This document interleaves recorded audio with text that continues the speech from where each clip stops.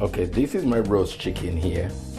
Roasted chicken, and I always split the chicken down the back and put the butter and the seasoning on the breast, cook it upside down, and then I turn it over.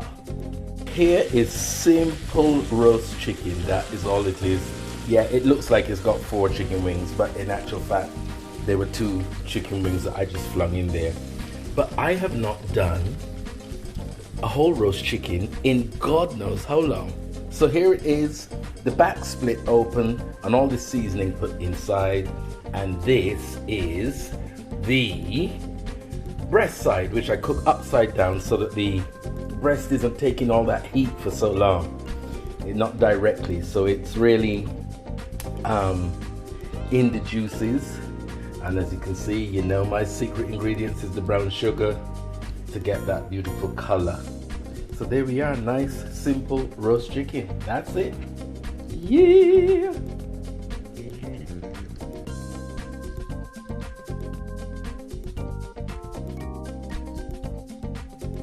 Okay, here are the mixed vegetables for the Christmas dinner.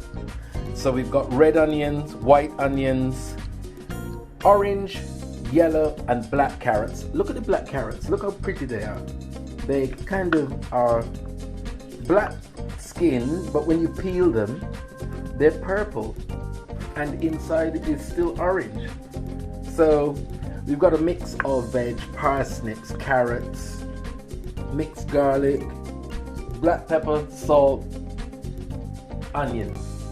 That's it.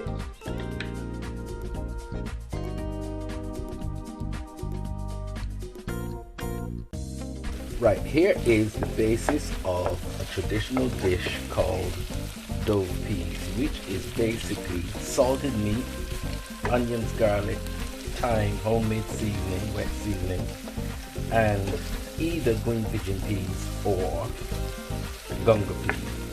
If you can't get green pigeon peas, because they really are the best, young and sweet, like most things that are young and sweet. This, if you can't get green pigeon peas, you use gunga peas, which is here. Here we go. Previously boiled and drained, because you want them to be as dry as possible for the frying process. Okay, so that's salted meat, onions, garlic, mixed herbs, as in thyme, marjoram, and black pepper, salt, a little Scotch bonnet. Depending on how hot you want it, some people like it really hot, some people just like it to be with a bit of a kick, not too burning. I like pepper, so I'm not afraid to put in a whole Scotch bonnet. You know, if I was cooking it for other people, possibly no. Okay, so this is dove peas. Either use green pigeon peas or gunga peas. Onion, garlic, herbs, spices, and of course, you know, I like to throw my brown sugar in there to get that color on the meat while it's frying.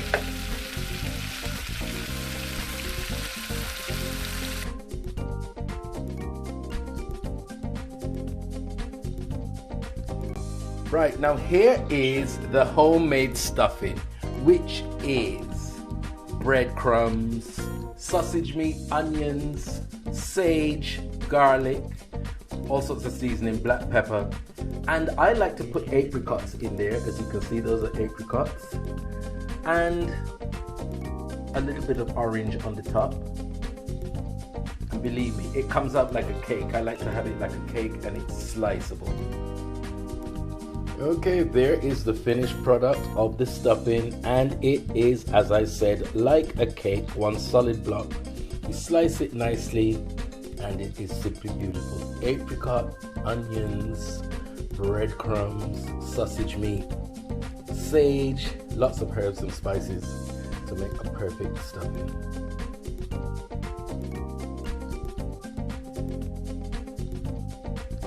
Now, to make the Brussels more interesting, here they are with black, orange, and yellow carrots, lardon, garlic, and onions. Right. Brussels sprouts.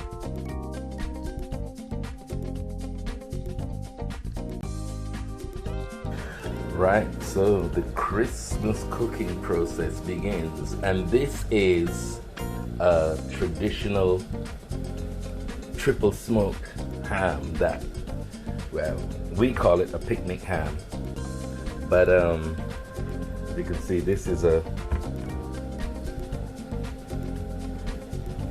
leg cut in half because it's quite big. And it's triple smoked. It will take a few hours of boiling. And get all this salt out. And then we kind of take this black skin off. And that's where the cloves go in and the honey, and then it sits in the oven for a while. So that's the process, starting with the picnic ham, because it takes quite a long time to boil. Now please let me start by apologizing for this big ugly pot, but it really only comes out twice a year, Christmas and Easter actually, because that's the other time that we have this kind of ham. So into this water goes a Scotch bonnet, some cloves, get a handful of cloves. As you can see, I don't measure. Some cloves, in they go. Okay. And some sugar.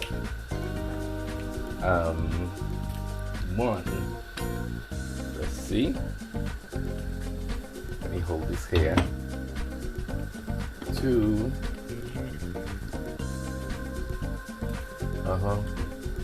3 tablespoons of sugar, and we just leave that to boil. So all of those flavors will infuse into the ham, and then we take it out, skin it, put more cloves into the actual flesh, pour some honey on it, put it in the oven for a bit, just to crisp that fat up a bit, and yeah, picnic ham will be done. Right, this is the process as said. Skin off, cloves in, the first glaze is on of the honey and pineapple juice, and it will go in the oven to crisp up that fat. Just dry it out a little bit so it's nice and firm, and that's it. Picnic ham. You will see the end product, and there we have the final product just out of the oven. As you can see, it's sizzling. See that there? Sizzling. And yeah, that's it. Glazed in ham